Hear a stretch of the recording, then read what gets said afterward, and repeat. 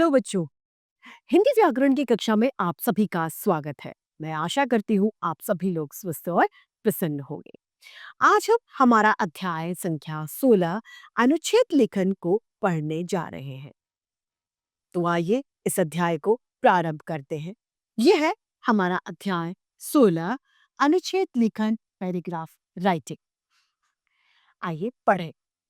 अनुच्छेद लेखन बच्चों की कल्पनाशीलता, सृजनता और लेखन क्षमता को बढ़ाने का एक बहुत अच्छा साधन है। जिस तरीके से हम निबंध लिखते हैं उसी तरीके से अनुच्छेद भी लिखा जाता है, लेकिन निबंध का विस्तृत निबंध का जो रूप है वह विस्तृत होता है और अनुच्छेद का रूप सीमित होता है। अनुच्छेद छोटा होता है और निबंध बड़ा होता है। बाकी सभी सावधानियां एक जैसी हैं। अनुच्छेद में केवल एक ही अनुच्छेद में अपने विचारों को क्रमबद्ध रूप में लिखा जाता है, यानी एक ही पैराग्राफ में सारी बात लिखी जाती है। अनुच्छेद लिखते समय भी हमें कुछ बातों का ध्यान रखना चाहिए, जैसे शब्द सीमा का ध्यान रखें, स्पष्टता का ध्यान रखें, अशुद्धियां ना हो और भाषा का प्रयोग सही हो। आइए पढ़ते हैं। पहले विषय के बारे में अच्छी तरह से विचार कर लेना चाहिए।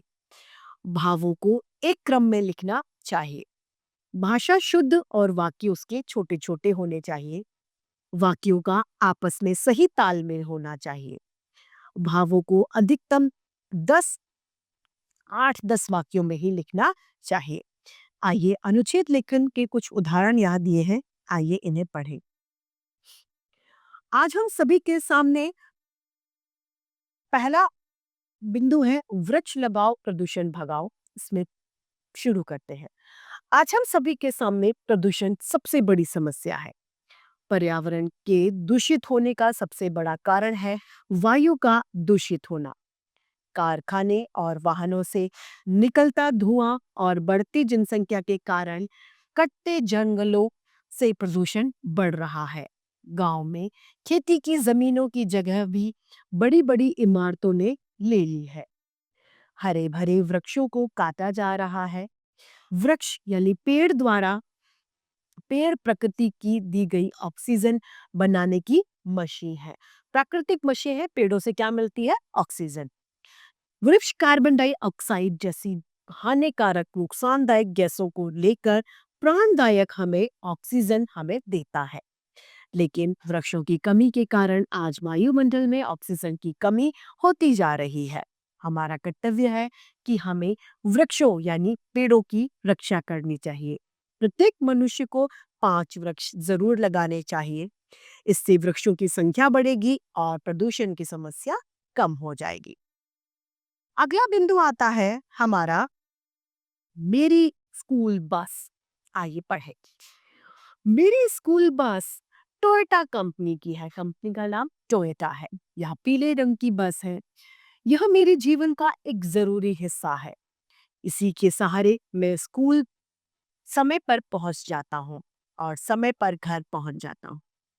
मेरी बस की सीटें बहुत आरामदायक है।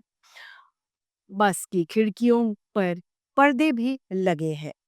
हमारी बस का क्लीनर बस रोज साफ करता है और हमेशा बच्चों को गंदगी करने से मना करता है। हमारी बस का ड्राइवर भी बहुत अच्छा है। वह समय का ध्यान रखता है और सावधानी से बस चलाता है। हॉर्न की आवाज सुनते ही हम सब बच्चे बस में चढ़ने के लिए सावधान हो जाते हैं। मुझे अपनी बस से विद्यालय जाना बहुत अच्छा लगता है।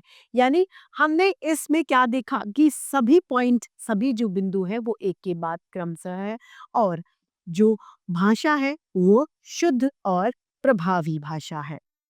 अगला बिंदु है मेरा छोटा सा बगीचा।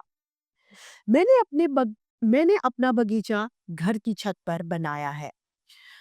मेरे बगीचे का आकार बहुत बड़ा नहीं, लेकिन मुझे अपने छोटा सा बगीचा बहुत पसंद है। हमने मिलकर गमले में ढेर सारे छोटे छोटे पौधे लगाए हैं। कुछ पौधे फूलों वाले तो कुछ पौधे सजावटी हैं। शाम के समय मैं इन्हें पानी देती हूँ और कुछ समय इनके साथ में बिताती हूँ। फूलों के मौसम में मेरा यह बगीचा बहुत महकता है।